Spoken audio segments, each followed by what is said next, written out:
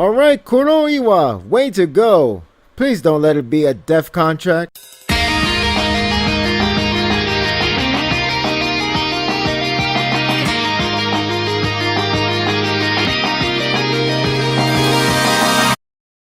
Last chapter has left a lot of shadiness behind Great Wheel Act. This chapter doesn't clear out the way, as it would seem like Ishida has left iffy on the whole setup. In fact, if you connect the pieces, you can see that Furuta perfectly planned this out, or this could be a wonderfully coincidence. It's a setup chapter with a funny and charming ending. Never thought I would say that for this series. The Great Wheel Act is still shady to me, even with the conversation. I mean, maybe they're good, especially with the story background on how their view is more delightful than, say, Kanu. The one part that irked me is the business card ordeal, which he only gives them to individuals that he can trust. If that's the case, then why Nico was the messenger or have the card to begin with? That part is a bit eerie that I couldn't give in to their trust. That said, I did like the background of the Great Wheel Act expanding the lore of the series. It's good to see that the series still had a lot of left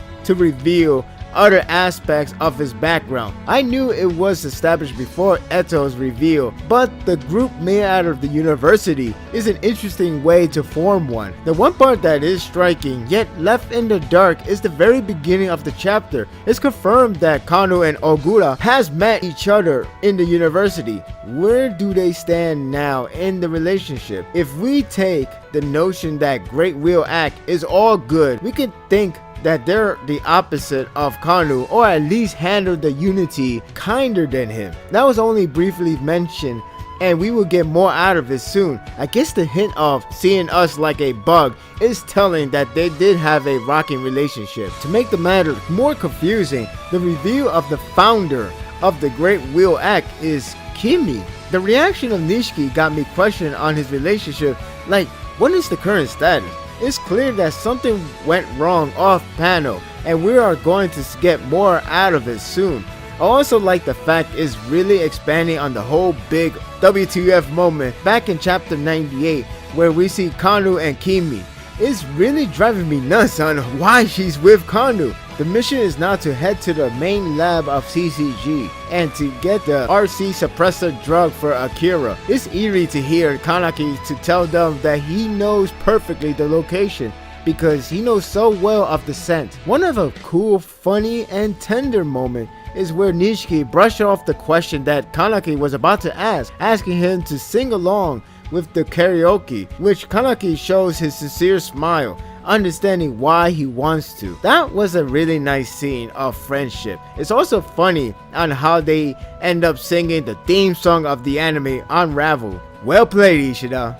That was a good Easter egg. CCG once again has a special class meeting, now with the discussion on the floor plan, starring Furuta. That's more setup. This one is rather interesting because it's not only a setup for the next combat strategy, but it's a boost of confidence to nominate Furuta as the next chairman. The doubt of Masuri is already growing and is only going to continue to grow until they see him no use for the position. Basically, the plan is to establish that Period can be really tricky and easily spread his army over one ward at a time. The presentation creates the aura of Furuta being reliable and well-established coordinator, rather than spout out, "Oh, I know well because I was with them before," or still is, whatever. He acted out like he really brought a brilliant plan with many convincing points. He's winning them over, as Uri is either slowly convinced or already has. The main setup point is Suzuya being positioned as the next Arima, aka the strongest investigator. Whoever is positioned in that title will guard the main office, which means Suzuya is the one. If I recall correctly, the main office and the main lab is in the one same area. If that is true, that would mean that they will indeed confront each other, Suzuya and Kanaki.